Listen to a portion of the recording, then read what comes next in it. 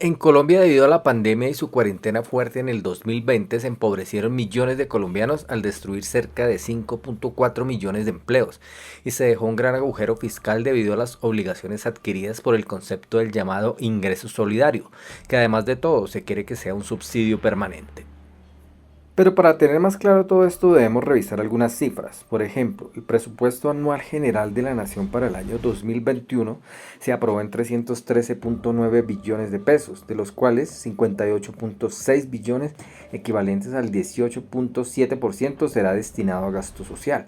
Es decir, la gran mayoría, el 81.3%, equivalente a 255.3 billones, serán destinados al funcionamiento del aparato burocrático estatal en su gran mayoría. Desde luego también teniendo en cuenta otros rubros como el de infraestructura, donde la corrupción es igualmente rampante. En resumen, de todo eso, de 40 a 50 billones de pesos serán robados por los corruptos, o lo que es igual, del 15 al 19% del presupuesto anual general de la nación se perderá por corrupción.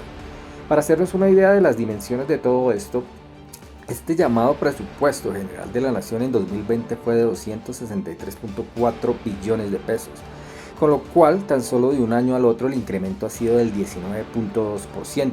Es decir, de seguir nuestros gobiernos con esta tendencia, esta aumentaría en menos de una década dicho presupuesto al doble de lo que tenemos actualmente, lo cual es verdaderamente preocupante.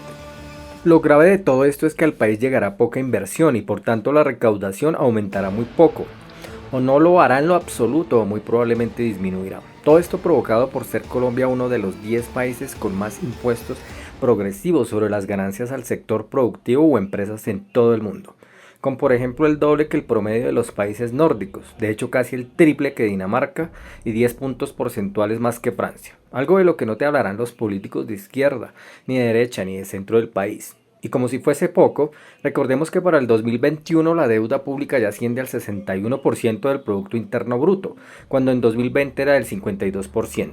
Lo cierto es que, de seguir esa tendencia, en menos de 5 años dicha deuda sería del 100%, llegando así a, por ejemplo, los niveles actuales de la Argentina.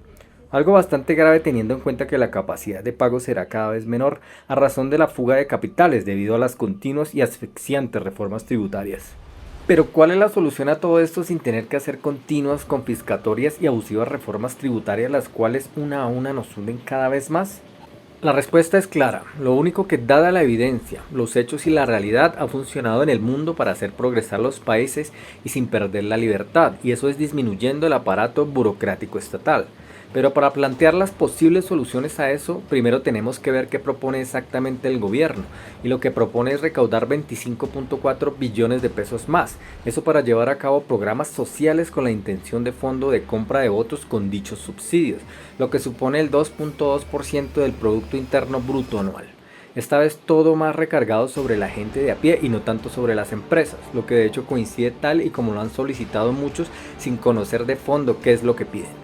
Y es que seamos como los países nórdicos, pero resulta que allí tributan porcentualmente mucho más la gente de a pie que las empresas, que son correctamente consideradas como la gallina de los huevos de oro, aunque allí se ha llegado a tales modos y niveles solo luego de ser países ricos, donde dichos impuestos se pueden pagar sin el tremendo costo de empobrecer a muchos. Y puntualmente, ¿cómo se haría eso de disminuir el aparato burocrático estatal? Primero, se debe dar cumplimiento a la voluntad del pueblo colombiano y proscribir la farsa de proceso de paz, con un ahorro entre 8 y 9 billones de pesos al año. Recordemos que vía democrática el pueblo colombiano dijo no a dicho proceso. Segundo, se debe bajar impuestos a las empresas, pues son el sector productivo y el que genera la riqueza. De esta forma se generarían empleos y mejoraría la calidad de los mismos, elevando los salarios reales vía productividad, en vez de dar subsidios como ingreso solidario, pues eliminando dicho subsidio que se plantea sea permanente, el ahorro será de unos 6 billones de pesos al año.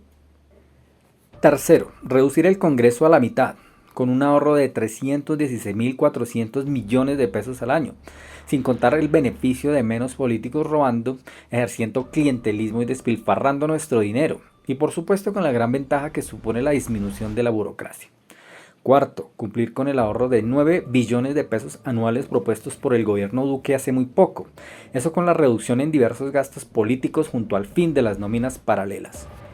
Quinto, ya que el presupuesto anual para la educación pública en 2021 será de 47.3 billones de pesos, si implementáramos un sistema educativo basado en el voucher o cheque escolar para colegios y universidades, si quieran algún porcentaje, pasando a subsidiar la demanda y dejando de hacerlo siempre con la oferta, el ahorro sería del 40% por estudiante aproximadamente.